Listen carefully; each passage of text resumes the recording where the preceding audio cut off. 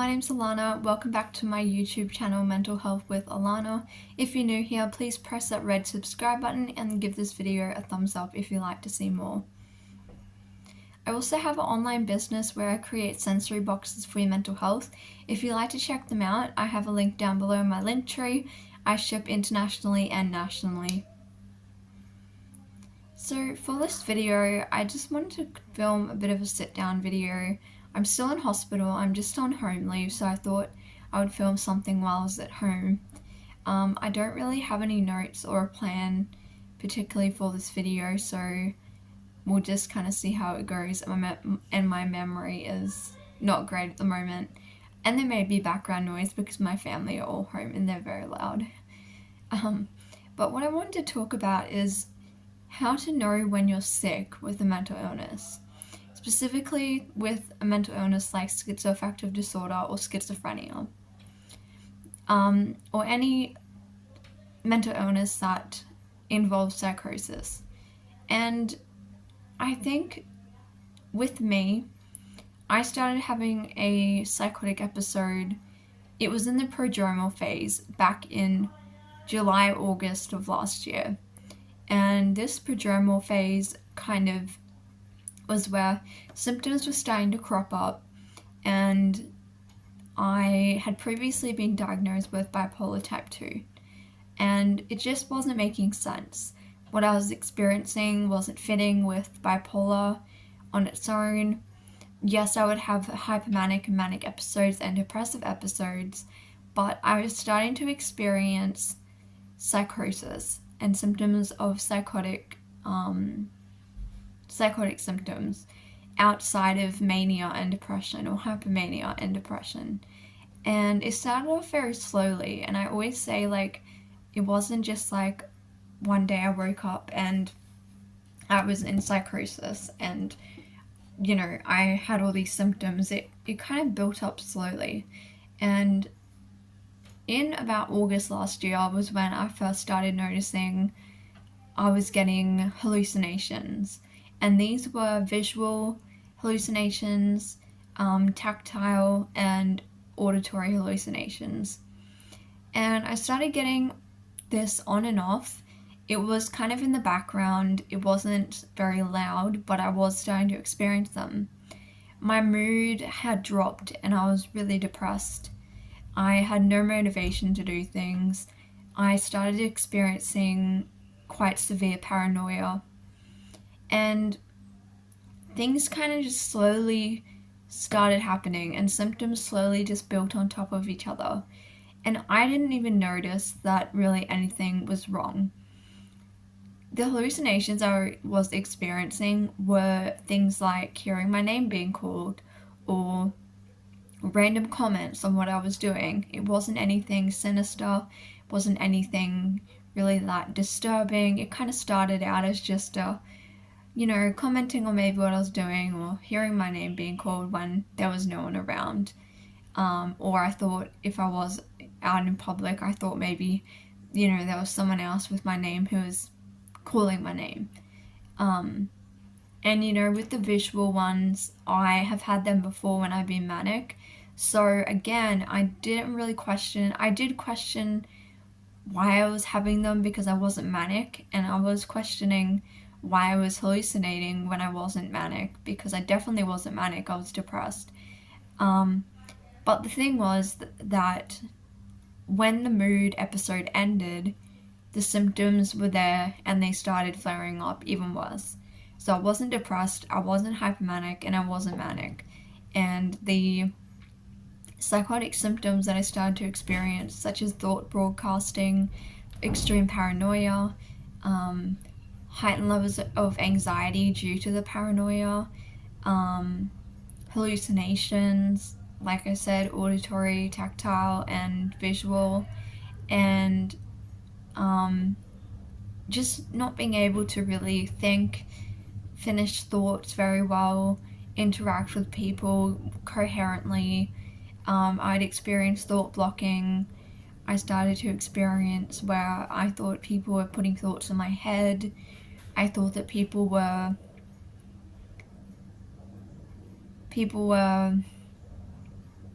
I thought that my thoughts were causing events to happen. And even though I'm saying this in past tense, these are still things that are happening right now. Um, but the point of it was is that it kind of just started off as like a little thing here and there, a hallucination maybe twice a day, or a visual hallucination a couple times in a month.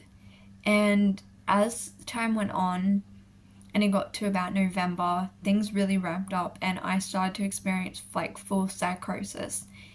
And I think the thing was is that I didn't really realize I was sick because it started off so slow, and I didn't realize that these symptoms were actually symptoms of schizoaffective disorder, not just bipolar on its own. And I didn't really even know what schizoaffective was. I knew what schizophrenia was, and when people had talked about schizophrenia in the past, I had always related to it, but I thought that was just because I had bipolar, and when I was manic, I experienced some of the symptoms that people with schizophrenia had. But as the months went on, got to November, and I became quite unwell and had extreme paranoia, hallucinations, constantly 24/7 screaming at me, very derogatory, very horrible comments, command hallucinations to do things to myself and to other people. Um, I thought that I started thinking that my thoughts were causing events to happen. I thought people were reading my mind, and it just started to get worse. And I was admitted into hospital, and my diagnosis was changed from bipolar type 2 to schizoaffective disorder, and I had a second opinion. And after learning about what schizoaffective disorder was, everything kind of just clicked and it made sense. And I realized that what I had been struggling with for the past few years had turned into schizoaffective disorder.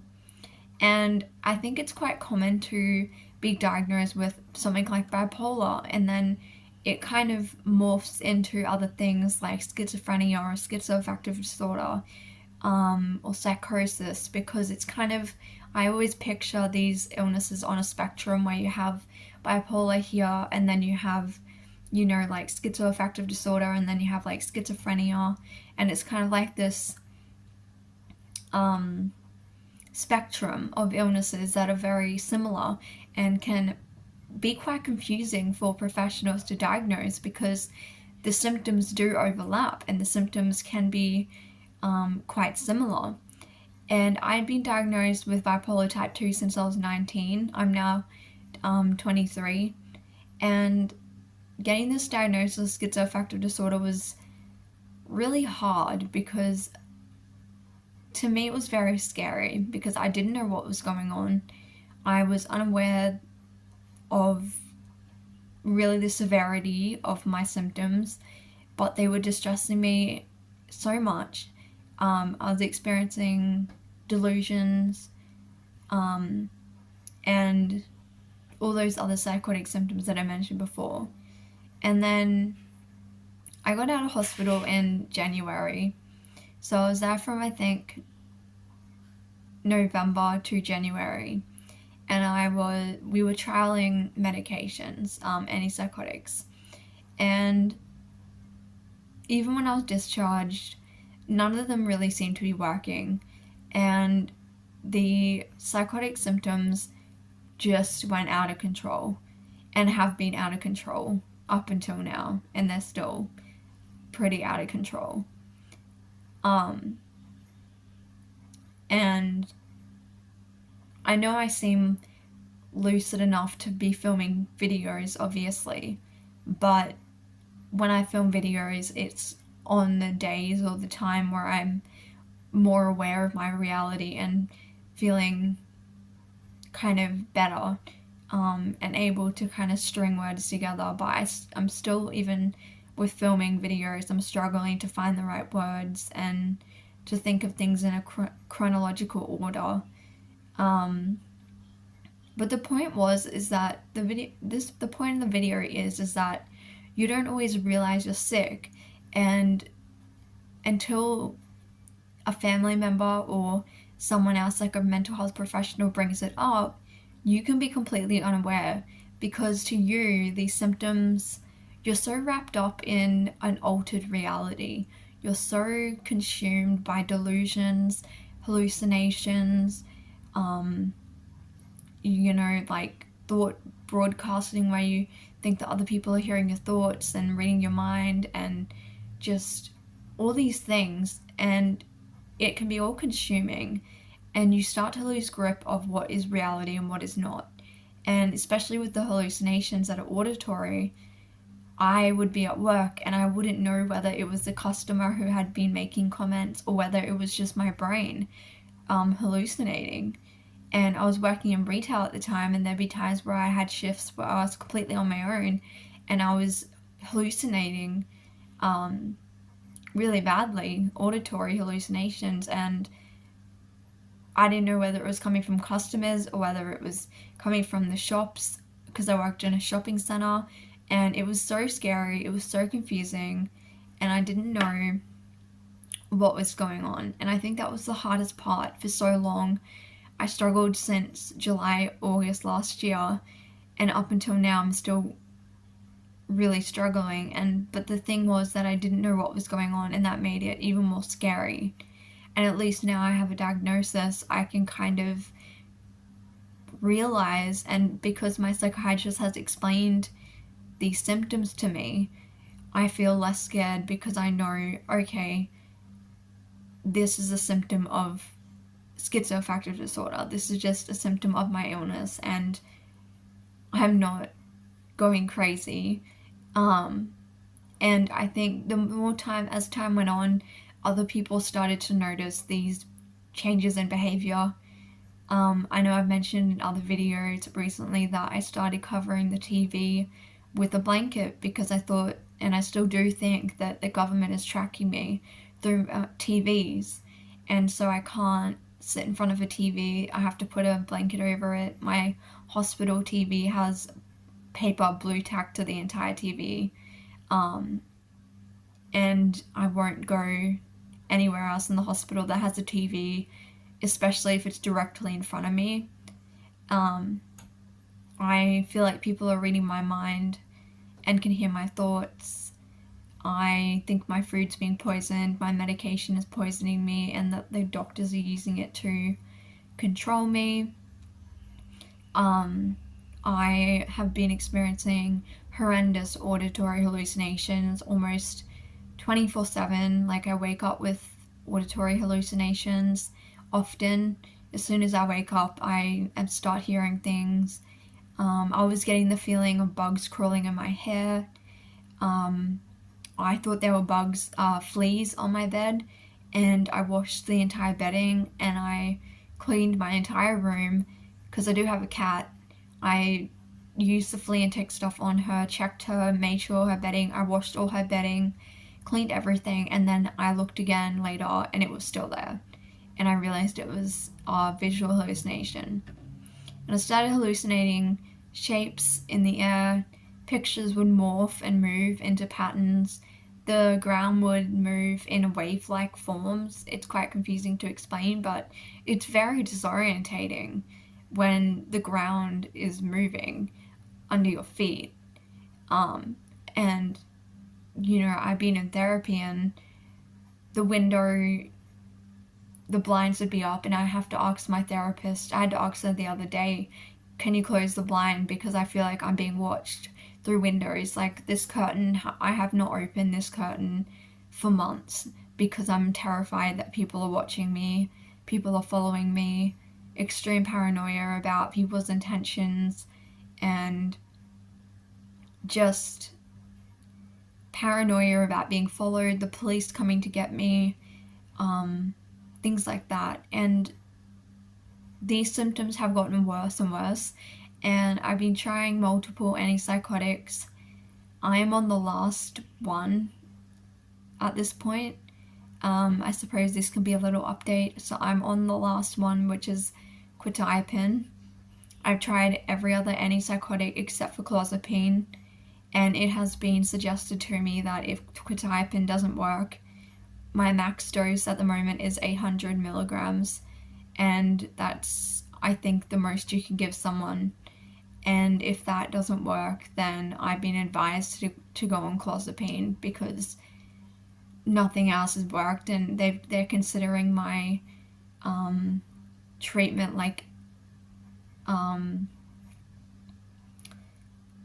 I can't think of the right word.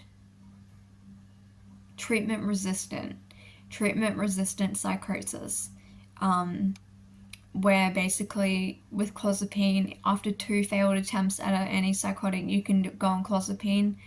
The reason why I haven't wanted to go on it is because there can be quite serious side effects. It's an extremely strong drug, and I don't know if private psychiatrists can even prescribe it. I don't know whether it'd have to go through the public system, which is quite traumatic, through the public system.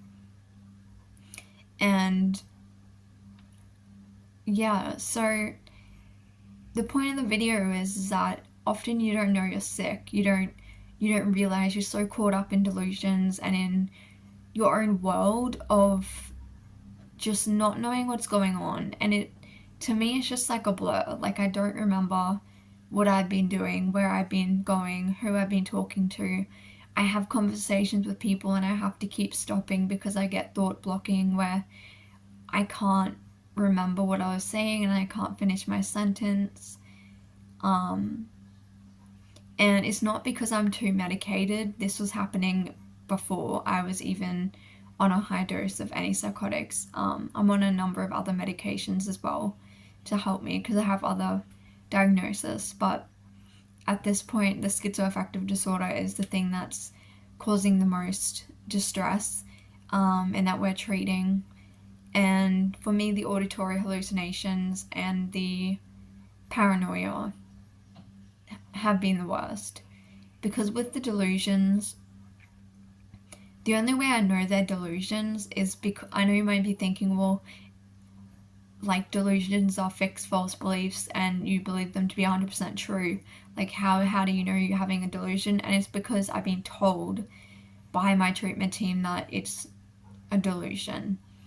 But I still believe that these things are true, and 100% believe it, to the point where I had to cover my TV with paper because I'm convinced that the government is, spying on me through the TV. And it all just feels very scary. That's just the word that comes up, is just scary. It's so scary.